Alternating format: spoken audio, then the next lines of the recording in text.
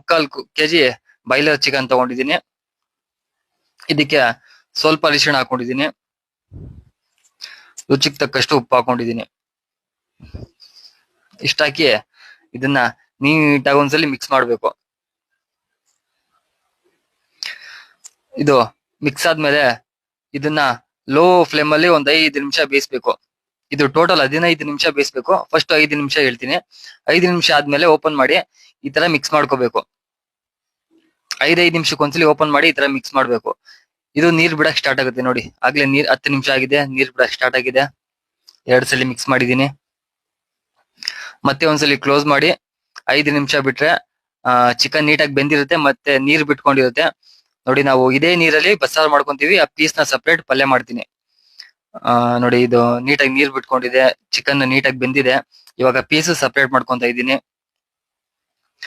Piece ಎಲ್ಲ separate ಮಾಡಿದ್ದೀನಿ ನೋಡಿ. ಈ ನೀರಲ್ಲಿ ಸಾಂಬಾರ್ ಮಾಡ್ಕೊಂತೀವಿ ನಾವು ಬಸ್ಸಾರು. ಇದಕ್ಕೊಂದು ಮಸಾಲ ರೆಡಿ ಮಾಡೋ ಬನ್ನಿ. ಬಾಂಡ್ಲಿಗೆ ಒಂದ್ ಸ್ವಲ್ಪ ಎಣ್ಣೆ ಹಾಕೊಂಡಿದ್ದೀನಿ. ಒಂದ್ 15 ಪೀಸು ಕಾಳು ಮೆಣಸು, ಒಂದ್ ಅರ್ಧ ಸ್ಪೂನ್ ಆಗುವಷ್ಟು ಜೀರಿಗೆ, 1 ಈರುಳ್ಳಿ, 1 ಗಡ್ಡೆ ಅಷ್ಟು ಬೆಳ್ಳುಳ್ಳಿ, 3 ಹಸಿಮೆಣಸಿನ್ಕಾಯಿ,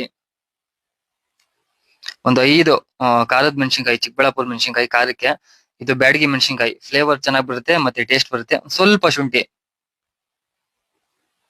ಇಷ್ಟೆಲ್ಲ ನೀಟಾಗಿ ಫ್ರೈ ಆದ್ಮೇಲೆ ಕೊನೆಯದಾಗಿ 1 ಕಟ್ ಮಾಡಿರೋ ಟೊಮೆಟೊ ಹಾಕಿ, ಟೊಮೆಟೊ ಸಾಫ್ಟ್ ಆಗೋವರೆಗೂ ಒಂದ್ 5 ನಿಮಿಷ ಫ್ರೈ ಮಾಡ್ಕೊಳ್ಳಿ. ಇದು ತಣ್ಣಗಾದ್ಮೇಲೆ ಮಿಕ್ಸಿ ಜಾರಲ್ಲಿ ಹಾಕಿ ರುಬ್ಕೋತಾ ಇದ್ದೀನಿ. 1 ಕೈ ಹಿಡಿ ಕೊಬ್ಬರಿ ಹಾಕೊಂಡಿದ್ದೀನಿ. ಇದು ಮನೆಯಲ್ಲಿ ಮಾಡಿರೋ ಧನಿಯಾ ಪುಡಿ, ಚಿಕ್ಕ ಸ್ಪೂನ್ ಇಂದ 2 ಸ್ಪೂನ್ ಧನಿಯಾ ಪುಡಿ ಹಾಕೊಂಡಿದ್ದೀನಿ.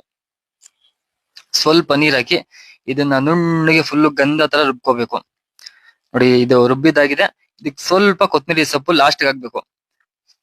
ಕೊತ್ತಂಬರಿ ಹಾಕಿದ್ಮೇಲೆ ಒಂದ್ 5 ಸೆಕೆಂಡ್ ಮಿಕ್ಸಿ ತಿರ್ಸಿದ್ರೆ ಸಾಕಾಗುತ್ತೆ ನೋಡಿ. ಈ ತರ ಆ ಕೊತ್ತಂಬರಿ ಸೊಪ್ಪು ಕಾಣಿಸ್ಬೇಕು ಅದ್ರಲ್ಲಿ ಮಸಾಲೆಯಲ್ಲಿ.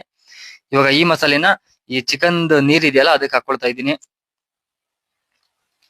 ಮಸಾಲೆ ನೀರ್ ಸ್ವಲ್ಪ ಹಾಕೊಳ್ತಾ ಇದ್ದೀನಿ.